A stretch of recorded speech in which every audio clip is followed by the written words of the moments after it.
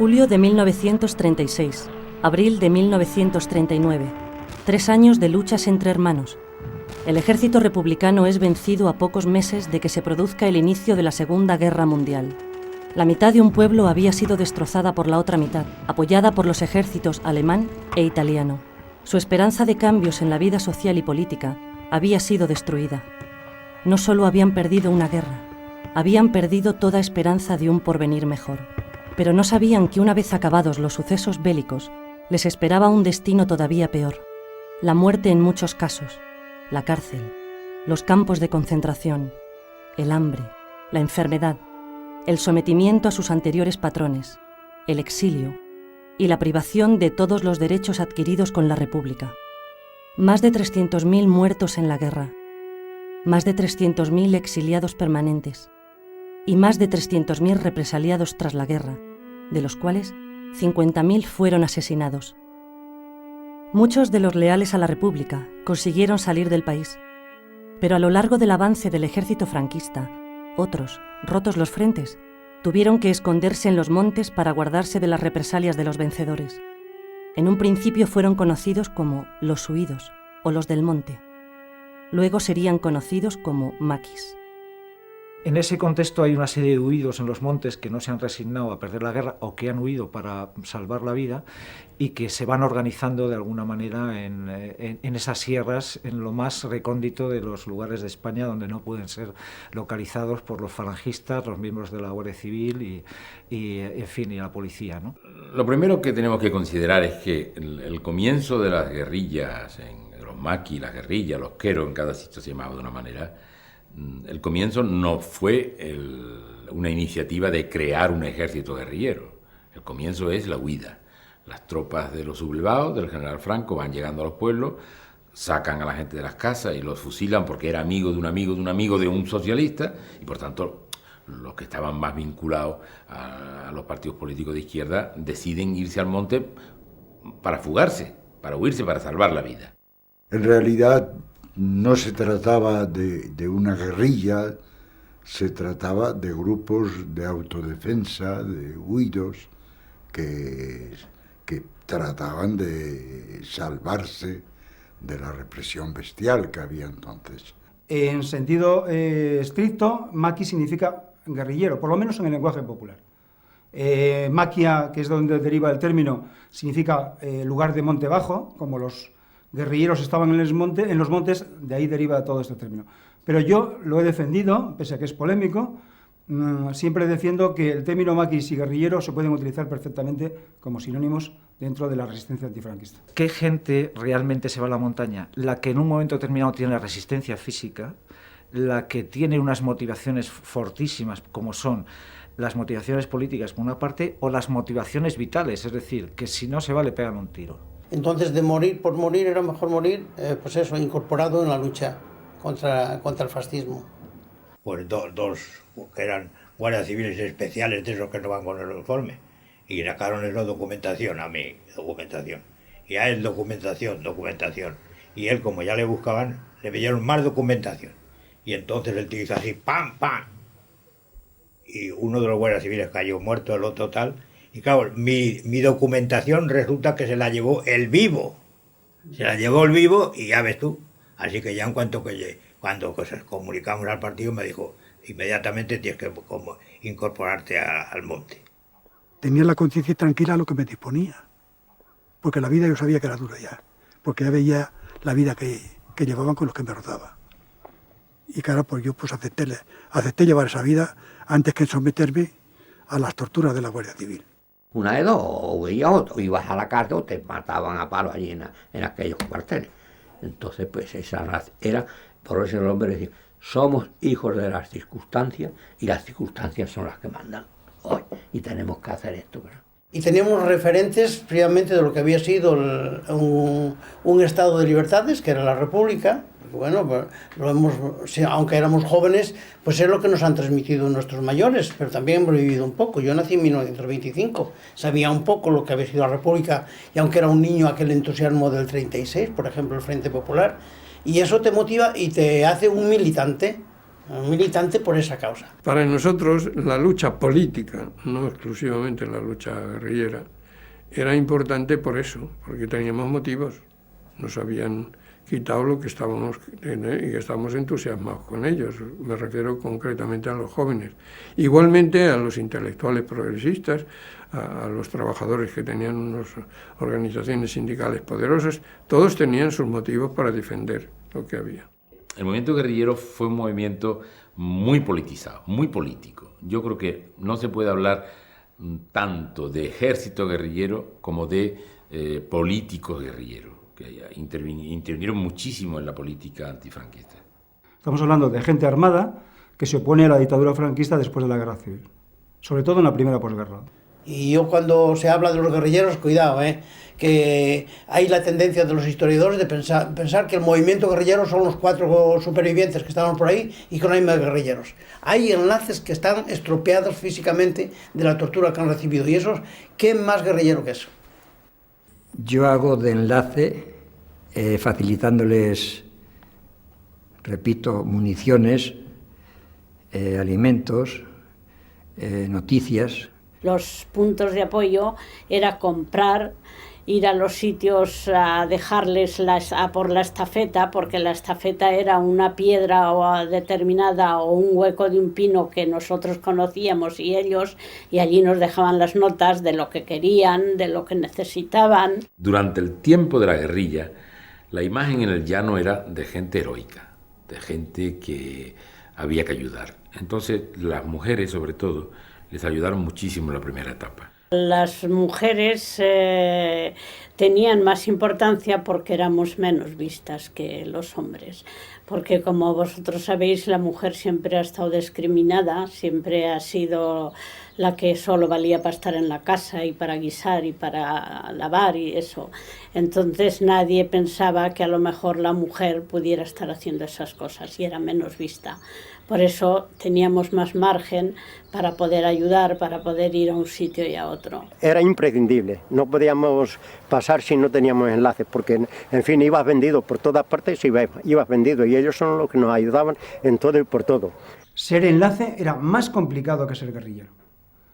Te lo cuentan los mismos guerrilleros, no los enlaces. Un guerrillero estaba en el monte, tenía su fusil, algunas veces mejor que la Guardia Civil, pero el enlace estaba en su casa. Ellos tenían con qué defenderse, los estábamos en la calle y no teníamos más que la policía y la Guardia Civil. Todos los puntos de apoyo, toda la gente que intervenía en ayudar, la Guardia Civil cuando se enteraba los cogía y bueno, los mataba a palos, los llevaba a la cárcel, hacía barbaridades con ellos. Yo diría que los verdaderos héroes, los verdaderos luchadores contra la dictadura fueron los enlaces. Y es por 2 razones, porque su vida estaba en peligro mucho más que todos los demás, y en segundo lugar, porque muchos de ellos lo hicieron por humanidad, que es algo extraordinario y algo que no se ha contado tampoco. Yo fui enlace antes de ser guerrillero. Entonces, sí se sabe uno que se enfrenta. Yo creo que es una de las lecciones que hay que sacar de la motivación que los jóvenes teníamos en aquel momento a pesar del riesgo. Una vez establecidos como guerrilla, su peculiar forma de lucha, basada en permanecer escondidos, dar golpes a objetivos concretos y volver a esconderse, les obliga a organizarse. Y para ello, se establecen en zonas en las que puedan estar seguros y sobrevivir. Lo que hicieron fue situarse en las zonas donde tenían apoyo en la población, apoyo en el llano, que se llamaba la guerrilla del monte y la resistencia del llano. Había una resistencia organizada también en el llano, en los pueblos. Normalmente eran zonas montañosas, pero no boscosas. Y eran montañosas, pero no boscosas, porque lo fundamental de los maquis era controlar un radio de acción importante para evitar ser capturados por la Guardia Civil. La historia se hace fundamentalmente con documentos, con fuentes orales, pero también hay que tener en cuenta el paisaje, las condiciones del medio físico donde se van a desarrollar esos acontecimientos y que van a influir en los mismos. Es decir, la orografía de este lugar ha sido fundamental para que aquí se hubiera desarrollado un movimiento guerrillero. Sin entender este paisaje, sin entender la estructura del paisaje, sin entender cómo la población explotaba entonces el medio rural, es muy difícil entender el fenómeno guerrillero.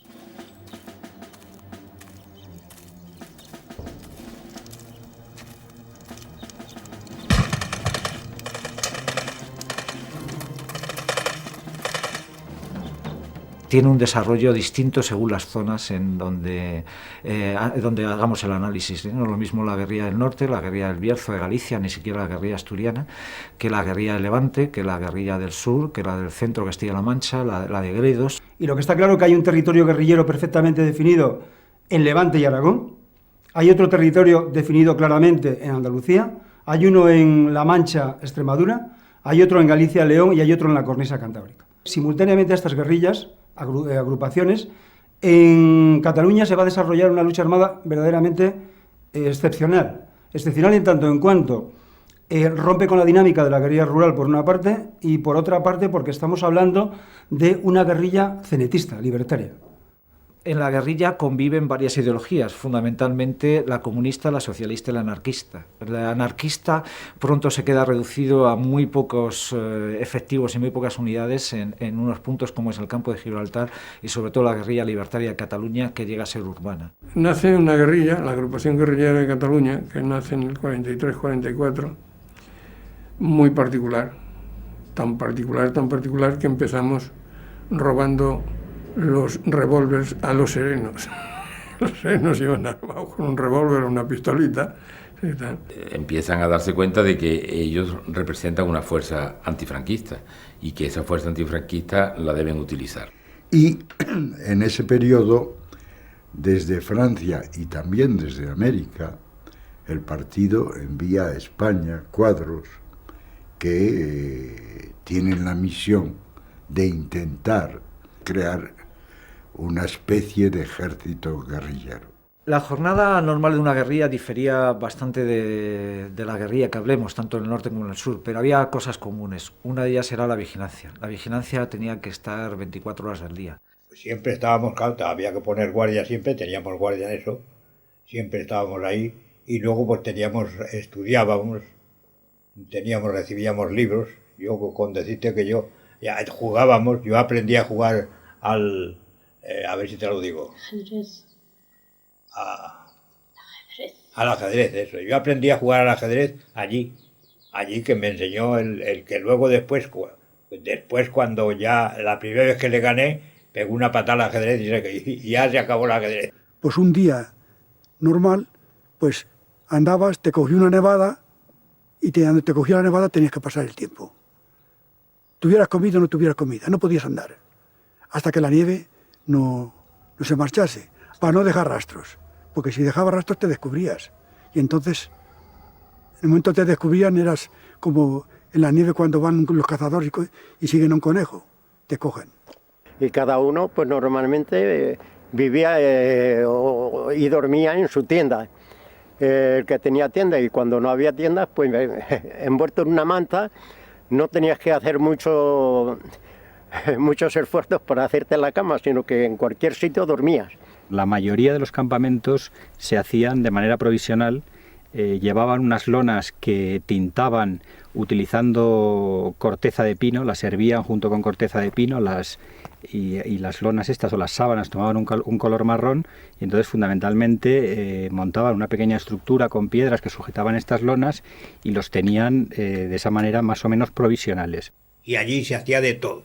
No solamente se estudiaba de las cosas de manejar un arma y esto, sino todo general.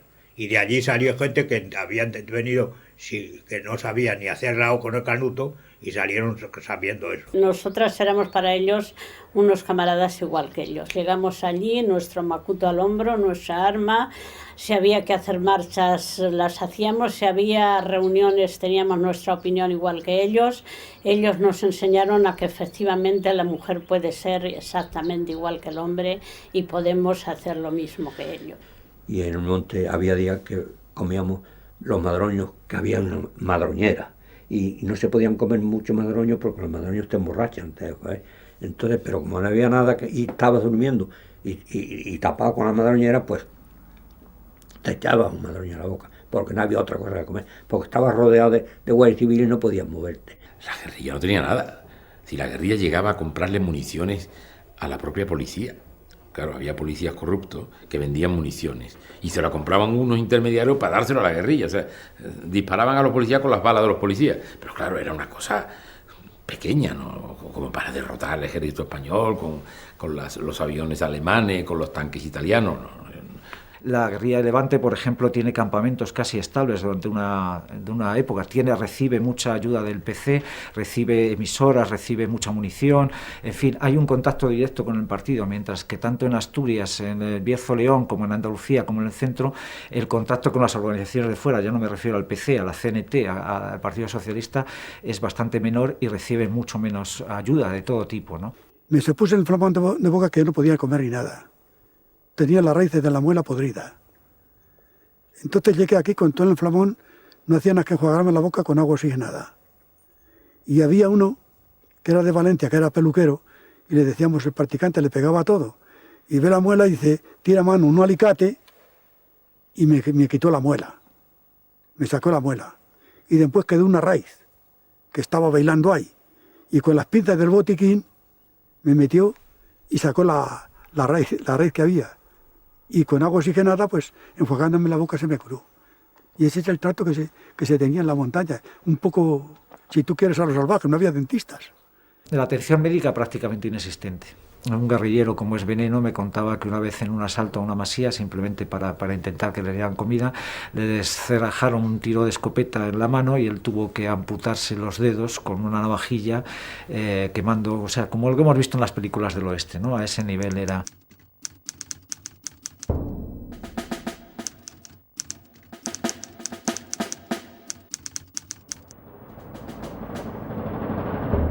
Incluso tirábamos un periódico que ahora mismo no el Guerrillero, que se llegaron a tirar 5.000 ejemplares. Tenían sus estatutos, sus objetivos, editaron revistas, en León se editaron revistas y luego en toda España sobre el guerrillero, hay cantidad de panfletos muy simples, pero políticos. Por un lado, se trataba más que nada de propaganda republicana y tal. Lo que se editaba y se repartía, pues muy audazmente, ¿no? Y luego, pues nuestro deber era hablar con los campesinos y tal, y explicarles y tal. Y los campesinos, había una cosa que era interesante, y es que los campesinos, algunos de ellos, políticamente no conocían bien las cosas, pero no olvidaban que la República les había dado la tierra. Al campesino y a la mujer del campesino, hay que, desde el primer momento que llegamos a ellos, hay que demostrar que somos amigos de ellos y hermanos de ellos. La guerrilla estaba en una guerra. Y en una guerra se cometen excesos de todo tipo.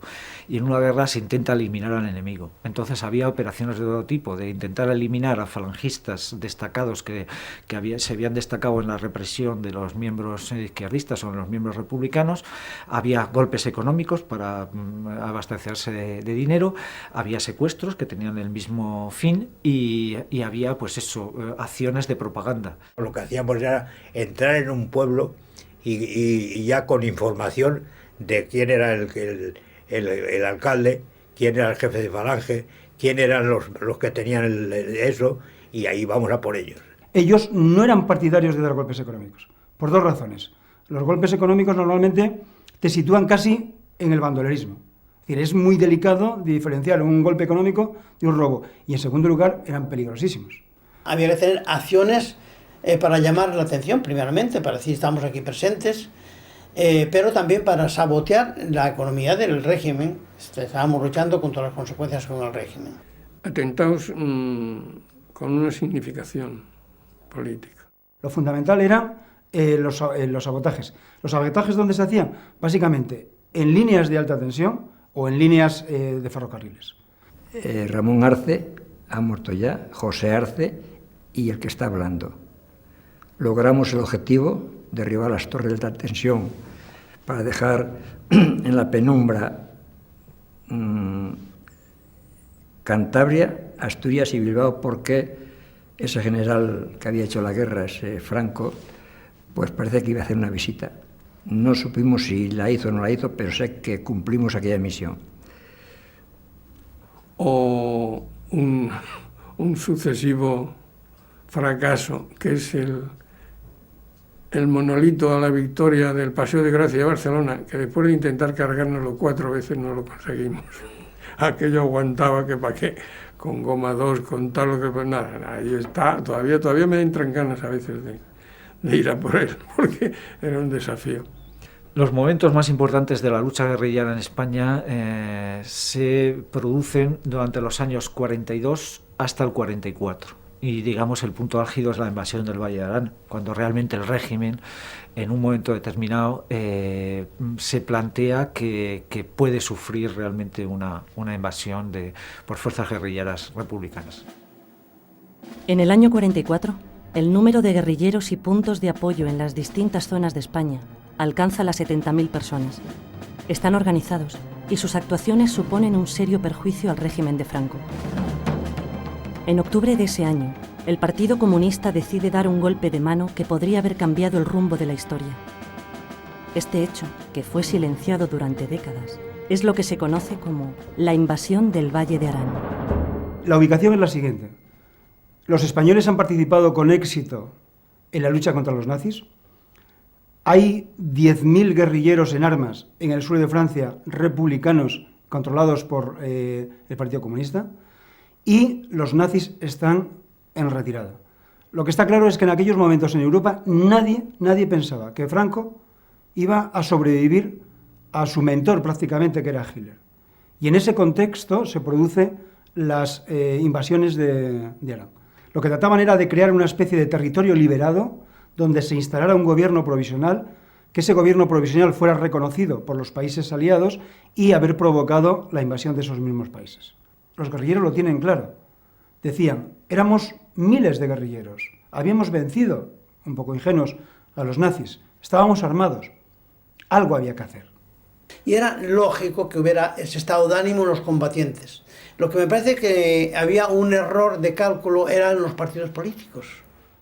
Stalin obligaba a los partidos comunistas a hacer este tipo de cosas y ellos se veían obligados a cumplirla, pero fue una operación además de autoengaño, porque muchos de los que llegaron por el Valle de Arán creían que todos los campesinos estaban ya preparados para alzarse con ellos. No hubo ninguna reacción, una cosa completamente nada más de tropas del ejército de Franco y ellos, que acabaron con ellos en un momento. Habíamos pasado por una guerra civil absolutamente demoledora, absolutamente devastadora, en que la gente solo quería recuperarse, solo quería sacar la cabeza y vivir.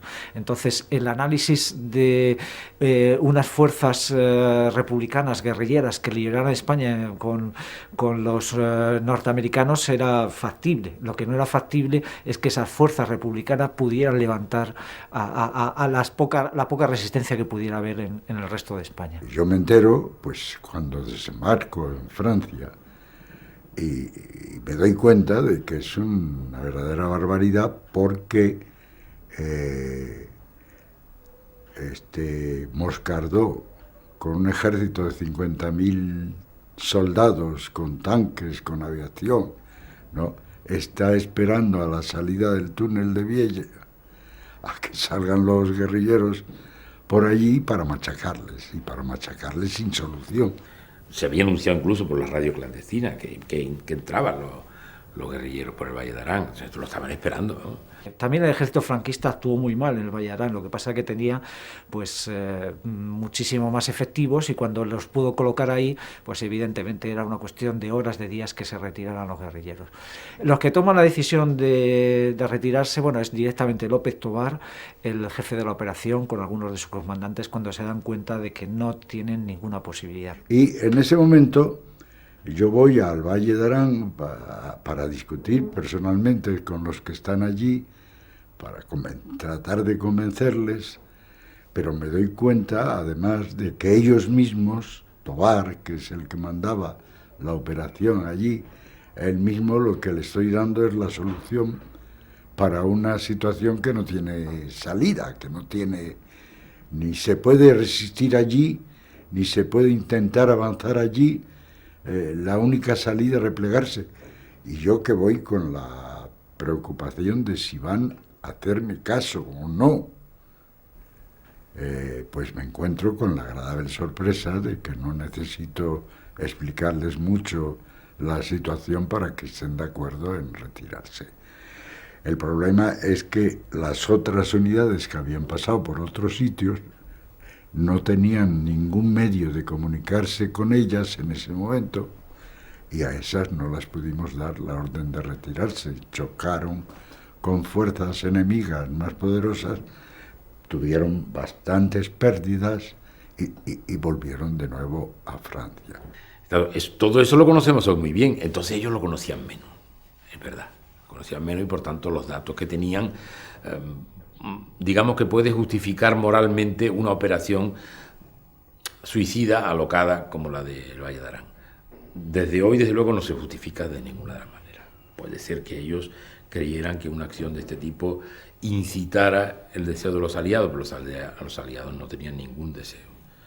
Bueno, lo nuestro era un fracaso, pero además de un fracaso es que si esa operación no se retira, hubiéramos perdido allí a 10.000 comunistas que nos eran preciosos en aquel momento y siempre nos hubieran sido preciosos. Estamos hablando de gente curtida en la batalla, preparada y por lo tanto gente muy importante para la resistencia. Y en realidad, desde el punto de vista militar, la operación es un éxito, partiendo de la base de que va a ser ocupar y retirarse. Entonces, no hay tantos muertos que se producen como resultado de esta invasión, ¿no? La historia la escriben los vencedores siempre. Y desde el punto de vista que la historia la escriben los vencedores, y sobre todo, después de 40 años de dictadura, todo se comprende. El Valle de Arán, pero el maquis, durante el franquismo fue historia clandestina. Fue un tema literalmente tabú. Y desde ese punto de vista está claro que era un tema orillado por los historiadores oficiales. La derrota en el Valle de Arán supuso un fuerte golpe para la moral de los guerrilleros. Sin embargo, dos circunstancias mantenían viva su esperanza. Por un lado, muchos de los maquis que entraron desde Francia se unieron a las agrupaciones, reforzándolas, sobre todo en Levante y Aragón. Y por otro, el bando aliado estaba a punto de derrotar a Hitler, dejándoles el camino libre para marchar hacia España. Es de sentido común que era las esperanzas y las ilusiones y todo estaba concentrado en la guerra europea, en la Segunda Guerra Mundial, ahí. Todas las victorias que tenían, por ejemplo, los aliados, para nosotros era una alegría tremenda. Y máxime cuando ya Hitler cayó totalmente. Por eso hasta el año 45 hubo como un ambiente, no vamos a decir de euforia, pero sí un ambiente de ilusión de que aquello iba a tener una temporalidad. Que aquí se generó una gran expectativa con el triunfo de los aliados y el desembarco en Normandía, una gran expectativa de que, dado que además los refugiados españoles en Francia colaboraban intensamente en la liberación de Francia, que esos tanques que llevaban el nombre de Toledo, Guadalajara, Madrid, que esos tanques volverían para acá para liberar.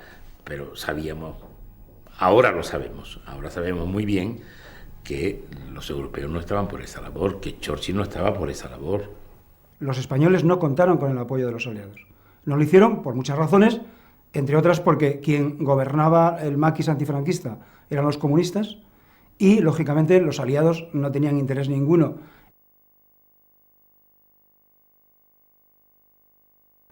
En España no hemos luchado directamente por el comunismo nunca, hemos luchado por la república y por la democracia, porque estábamos convencidos que, dada la correlación de fuerzas en el mundo, pues cualquier intento de comunismo en España hubiera sido una catástrofe. Las características del 36 de España, aunque era una república burguesa, iban más allá que no entraban en el esquema de los americanos, ni de los ingleses, ni de los franceses. El haber apostado por una acción militar en el interior de España hubiera sido harina de otro costal. Probablemente el agotamiento de todos los países después de 6 años de guerra, 60 millones de muertos, pues son razones que no sirven de consuelo a quienes estaban luchando dentro de España, pero que pueden hacernos entender el que eso hubiera sido pues extremadamente difícil. El régimen de Franco hubiera resistido hasta el final, con bastante capacidad militar a cualquier tipo de operación apoyada por los aliados. La gran tragedia de la guerrilla es que no contó con apoyo, y los aliados evidentemente no pagaron aquella deuda que había de la participación y de la sangre de los españoles en la resistencia francesa. La decepción fue que cuando triunfaron los aliados en la guerra contra el fascismo, pues que se quedaron de brazos cruzados y que dejaron seguir la dictadura franquista y que pues haciendo todos sus desmanes. Eso fue una traición tremenda, está pendiente eso, sigue una total decepción, una total amargura. Yo ya no me fiaba de ellos y ya claro, pues me sentí, como te comprenderás, los puse verdes y de una mala leche de espanto. Yo hago una valoración muy distinta entre las autoridades francesas y una gran parte del pueblo francés. Una gran parte del pueblo francés fue una ayuda extraordinaria para nosotros. Los aliados, como fuerzas de gobierno, no hicieron nada por ayudar a la guerrilla. Las organizaciones políticas y organizaciones sociales sí dieron mucha difusión a los momentos más álgidos de la guerrilla. Por ejemplo, tuvo mucha difusión en Europa el asesinato en el Pozo Funeres. El Pozo Funeres en Asturias, donde tiraron a 26 personas vivas y los tirotearon desde arriba y le echaron aceite hirviendo, cal. Fue una cosa que en Europa tuvo mucha difusión, pero no por los gobiernos, por las organizaciones sindicales, organizaciones que hoy llamamos no gubernamentales, que entonces era de apoyo, asociaciones de apoyo. Sí tuvo mucha difusión, pero los gobiernos no ayudaron nada al movimiento guerrillero. Al llegar que los aliados no respondieron, entonces fue Franco cuando cogió la decisión en su mano a partir del 47 y se lanzó ya en la ofensiva descaradamente con las guerrillas y los puntos de apoyo. Empezaron a atacarnos de verdad cuando los llamados democráticos que nos traicionaron empezaron a reconocer a Franco. Entonces cuando ellos empezaron a atacar, pero antes no. Ese pacto que había entre la policía, entre la Guardia Civil y nosotros en momentos determinados, no era un pacto escrito, pero era táctico, ¿no? En donde cuando sabían que había unos guerrilleros aquí, ellos iban por otra parte. Eso se acabó en el año 47-48 porque se han sentido más seguros y tenían menos pudor incluso para la represalia, para reprimir, para torturar. Los cogían, sobre todo aquí en esta zona, y se los llevaban al cuartel de Arrancapinos. Encima de la tortura que les daba la Guardia Civil en el trayecto, los llevaban al cuartel de Arrancapinos. Y allí es donde venía la lección. Allí es donde venía lo bueno. Después de pegarles, maltratarlos a tope, perder el conocimiento, echarles agua para que resucitaran, sentarlos en la silla eléctrica y llegar a preguntarles, pero ¿usted sabe dónde está sentada? Porque eso se lo hicieron a mi mujer. Porque la represión fue atroz siempre. Por ejemplo, pues te presentaban ahí en la comandancia donde te tomaban declaración, pues te presentaban allí astiles de picos, en fin, de herramientas importantes, y dice, aquí hemos roto muchas costillas. Lo primero que te decían era eso. Bueno, pues si hay que romperlas, ¿qué vamos a hacer? Aguantar lo que podamos, no había otra solución. Pues aquello es brutal, aquello es que entras como el que entra a la muerte. Allí son gente que se ponen allí 3 o 4 tíos en mangas de camisa como el que va a desollar una res y empiezan a pegarte, el comisario a preguntarte allí detrás de la mesa y los otros a pegarte y a darte patadas y a darte barbaridades. te meten astillas entre las uñas, te pisotean con las botas encima de ti, se suben, te dan patadas, en fin, todo lo más que os podáis imaginar. Era algo de lo que yo nunca en la vida hubiera creído que eran capaces de hacer esa gente. La situación era verdaderamente dramática.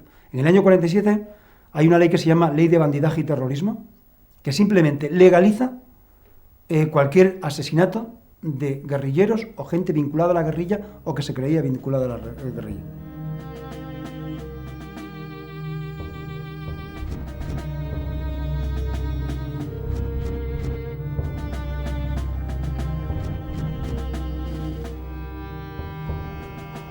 La guerrilla respondía con otro terror diferente, o sea, y en la medida de sus posibilidades, en la medida en que alguna vez tenía que impartir o, según ellos, ajusticiar a gente que se había destacado en la represión. Y entonces, pues también, claro, la guerrilla normalmente no torturaba, pegaba un tiro y los dejaba ahí secos, ¿no? Normalmente, ¿no? Un guardia civil muerto lo sustituía en guardia civil vivo. A un guerrillero muerto no lo sustituía a nadie. Como yo sabía la que tenía encima, yo no daba por mi vida ya un duro. Yo sabía que a mí me aplicaban la ley de fuga allí, en un momento de esto me sacaban del calabozo de aquel para uno para otro, me aplicaban la ley de fuga y es que ha intentado irse, porque esa era la táctica de la Guardia. Y sobre todo a partir del 47 para adelante, que las cosas se pusieron muy serias. Y la Guardia Civil andaba por el bosque, igual que nosotros, vestidos de guerrilleros, las contrapartidas que dieron.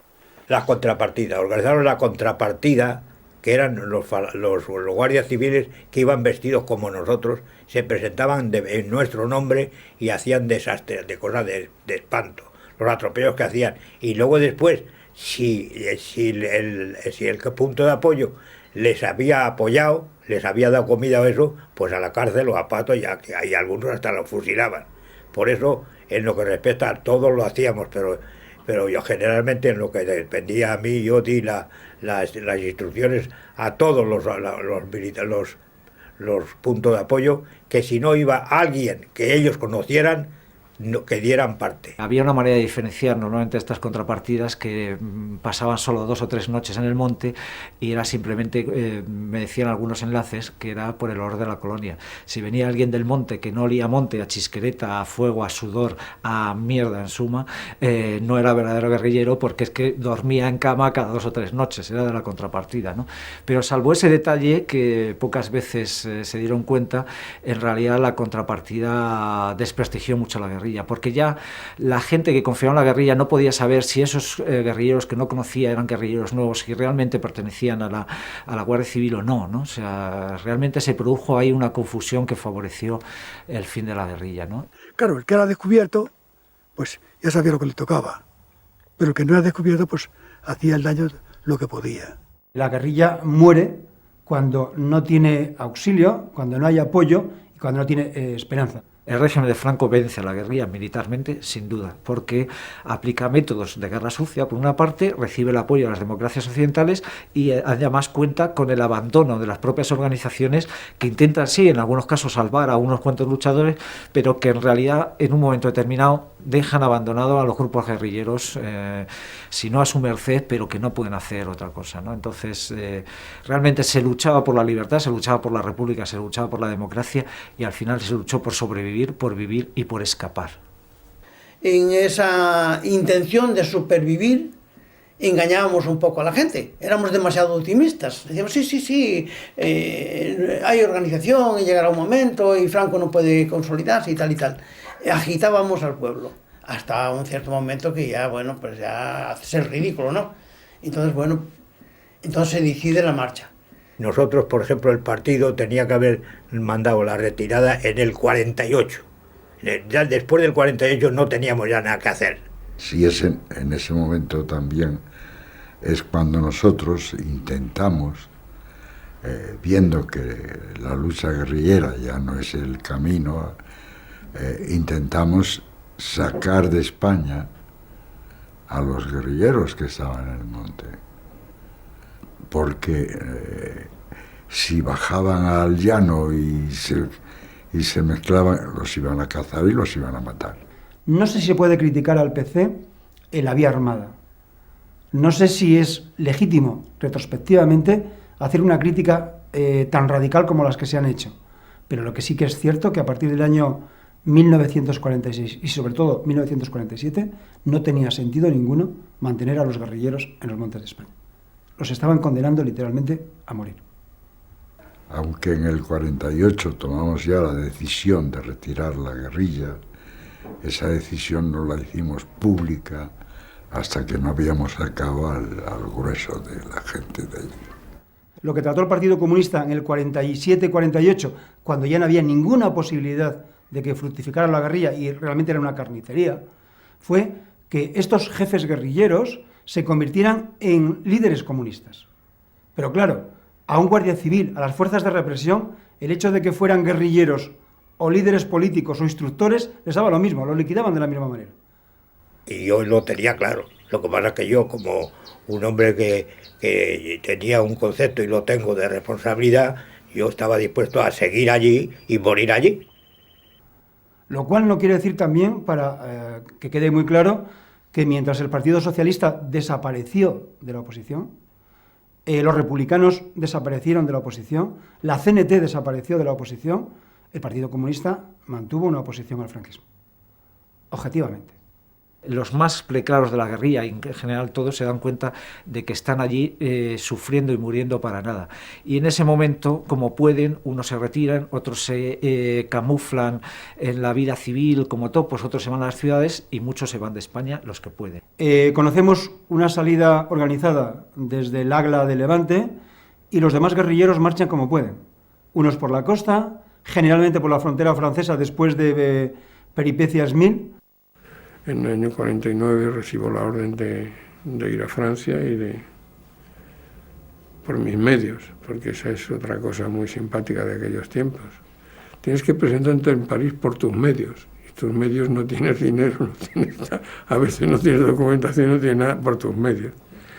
La verdad es que en la práctica se demostró que tus medios eran mucho más de los que tú suponías, porque la iniciativa que tenías que tener para resolver esas cosas te hacía salir adelante. Se montan en el barco, marchan hacia Francia y cuando, de noche, claro, y cuando ya ven tierra empiezan a gritar ¡Viva la República! ¡Muera Franco! Y tal, y estaban entrando en el puerto de San Sebastián. Con la oscuridad, no había luna ninguna, que era elegido que no hubiera luna para bajar desde el monte, no había luna, el capitán del barco no supo, y por poco se entran en San Sebastián, cuando se dan cuenta, ¡pum!, vuelta otra vez, y ya desembarcan en Francia, van a visitar a Prieto, que estaba en la cama, que estaba enfermo, y se hace la famosa fotografía con Prieto, en la que están todos los guerrilleros. Eso coincidió con un momento en que empezó también a haber algo de turismo en España. Y el turismo nos ayudó enormemente porque entonces ya podíamos pasar en un coche como franceses o como alemanes o con papeles falsos. Y eso alivió mucho nuestro trabajo porque hasta ese momento, para entrar en el interior y para superar los controles que había en el interior, que eran, pues los camaradas que pasaban tenían que andar 10, 12 días de noche por la montaña y había algunos que estaban acostumbrados a andar y que lo resistían, otros prácticamente les tuvieron a veces que llevar casi a cuestas, ¿no? El caso es que después he hecho viajes y veníamos con familia francesa. Eso lo hemos hecho casi todos en ese periodo. Un padre con los hijos, con la mujer, con la abuela a lo mejor, con un perro, tal, y tú en medio, con pasaporte francés, como con el nombre de la familia y todo eso, lo cual facilitaba mucho el paso. Son historias sobre todo humanas, las del último periodo, y algunas verdaderamente sorprendentes y extraordinarias. Conocemos algún caso de guerrillero que consiguió salir a Francia con las dificultades que eso entrañaba, viaje en tren o viaje básicamente caminando, y después de todo ese trayecto llegaron a Francia, no fueron capaces de adaptarse a ese tipo de vida y volvieron a morir otra vez a los montes de España. A partir del 48 hay casi una retirada de todas las agrupaciones y ya queda una actividad mínima muy reducida hasta el año 65 de pequeña gente que se, pues en el caso de José Castro Veiga, el piloto en Galicia, el caso de Kiko Sabaté en Cataluña, el caso de Juanín en los picos de Europa, pues se mantienen ahí como los irreductibles, ¿no? No hay que olvidar que la guerrilla tiene su defunción en 1952, pero el último guerrillero que muere combatiendo, aunque es relativo, es en el año 1965, que es José Veiga o piloto en Galicia. Por lo tanto, estamos hablando de que durante muchos años todavía hubo presencia, aunque fuera testimonial, de estos hombres en el monte. Sin embargo, las penurias de los maquis no acaban ahí. La cárcel y el exilio fueron sus destinos más inmediatos. Después de más de 20 años viviendo fuera de su país, vuelven a una España, ya en democracia, a continuar una nueva lucha, la del recuerdo. Es un recuerdo que queda ahí mientras se viva. Olvidar no lo puedes olvidar. Mi nombre es Pedro Alcoriza Peinado. El nombre de la guerrilla me llamaban Matías. Mi edad hoy es de 83 años.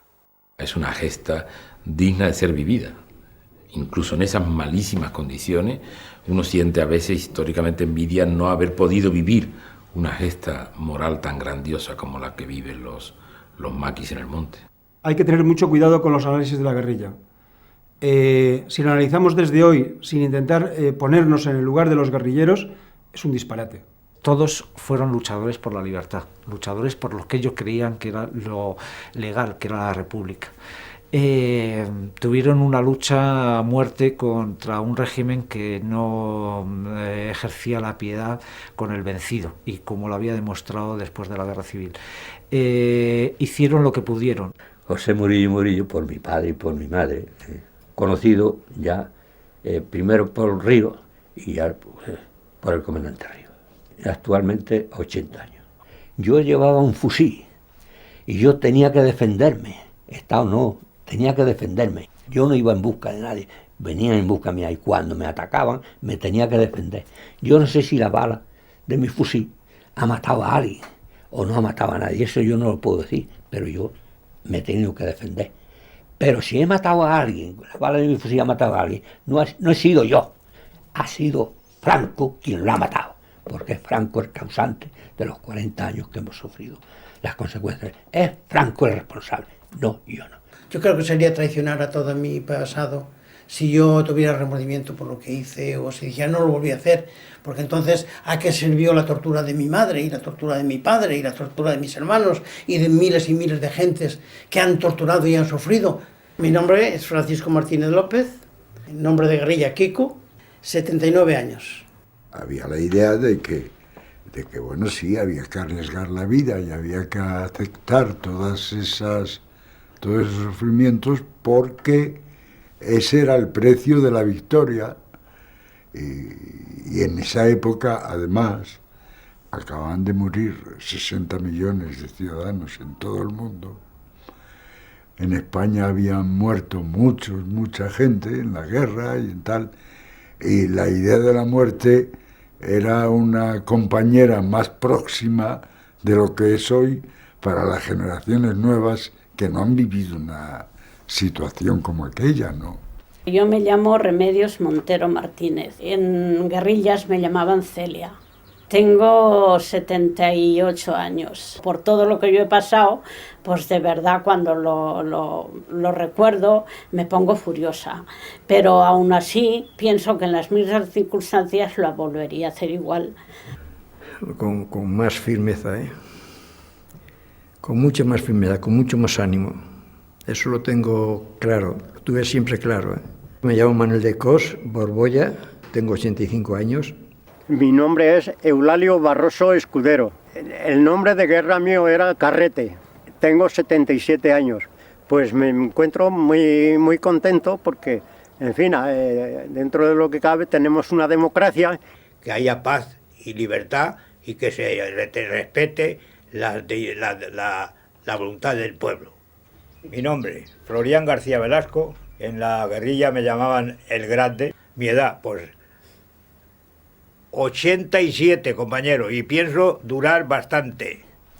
Yo creo que la lucha guerrillera fue una lección en ese aspecto, una escuela en la que las personas jóvenes, los niños de entonces, aprendimos que no se terminaba en el franquismo todo, que tenía que haber una lucha permanente hasta conseguir pues la libertad. Soy Pablo García Fernández, ese es mi nombre, 70 cumplidos y al salto del 71. Pero eso no se lo digáis a nadie. Es una lección de resistencia, de lucha, de ingenio, de humor incluso, porque había que tener mucho humor para soportar la dureza de la vida de la montaña, y para mí son gente muy especial. No sé qué cara le vais a poner si os digo que yo me lo he pasado muy bien. Que yo me lo he pasado muy bien. Yo he conocido la solidaridad. Yo he visto a quien la han matado, porque casi la han matado a palos, por no decir dónde estaba yo, y lo sabía. Yo sé lo que es las dificultades y repartirse las dificultades. Yo sé lo que es sentir por el otro como si fueras tú. Yo he estado en la cárcel y he tenido de profesor de literatura a Miguel Hernández. Me llamo Miguel Núñez González, 84 años cumplidos largos. Mi nombre es de guerra, el más reciente, Saltor. Antes, José Caballero, Antonio Caballero Vaquero, Monsieur René Michel, etcétera, ¿no? Yo creo que con eso hay bastantes. Al final no somos los vencidos, somos los vencedores. En el sentido histórico de que hoy día lo que la Constitución del 78 quiere proteger y amparar es por lo que ellos lucharon. El ejemplo de los guerrilleros sirvió después para el desarrollo de todo el movimiento obrero, estudiantil, intelectual. En la práctica estaba engarzado con esa lucha de los guerrilleros. Era un cambio de estrategia, pero era la misma lucha. Nosotros luchábamos entonces contra un mundo de injusticia, de violencia. Hoy hay un mundo de injusticia y de violencia. Mezcla extraña de románticos, de luchadores y al mismo tiempo de hombres muy humanos y con todas las debilidades y con todas las contradicciones de cualquier ser humano, ¿no? Pero hombres muy directos y que a mí, por ejemplo, nunca me han dicho algo que no fuera verdad. Lo que yo digo, lo digo porque lo he vivido a sangre fría, porque yo he derramado mi sangre para esos campos, defendiendo una causa que es la causa de la libertad de los pueblos oprimidos, como ha sufrido nuestro pueblo durante 40 años con la dictadura de Franco. Hoy tenemos una democracia, ¿verdad? Y yo, para mí, tiene una gran importancia porque puedo hablar y decir esto, la verdad, y lo digo en nombre de aquellos que han muerto y no pueden contarla, y la cuento. Es muy difícil, yo comprendo que es muy difícil para un joven hoy el que comprenda cuáles son la situación que se crea en un estado de régimen totalitario, dictatorial y represivo. Es muy difícil. Entonces, claro, tampoco basta con decir, bueno, yo he sufrido y tal, y contar tu vida, contar tu batallita o tu vida, no le convences a ese joven. Hay que acompañar la explicación de lo que representaba para un joven en 1936 las perspectivas que se le abrían en el orden cultural, en el orden del trabajo, en el orden de la convivencia social, y lo que hoy, incluso hoy con democracia, no lo tienen los jóvenes. Y cuando se me pregunta, ¿mereció la pena? Pues claro que mereció la pena. ¿Volverías a hacerlo? Es que no lo he dejado de hacer, estoy haciéndolo en nuevas condiciones, pero sigo haciendo lo mismo. Y lo mejor que puede pasar es que no se repita nunca una historia parecida. Por los guerrilleros, por los guardias civiles y por el país, lógicamente. Desde luego, una de las cosas que hacen que no se repitan los hechos es recordándolos, no olvidándolos, recordándolos. La guerrilla extremeña llevábamos precisamente el himno que a continuación voy a expresar, y es los guerrilleros que unidos luchamos por la conquista de la libertad, bien aguerridos y disciplinados, a los tiranos sabremos arrollar, y estas montañas de rocas peladas que un día amargo nos dieron calor, en sus picachos preñados de rabia, fusil hermanos guardemos con honor, y a nuestra patria que no se doblega, y encadenaron con su vil traición. Y estas cadenas rompamos, hermanos, y terminemos con tanto dolor. Ahí termina.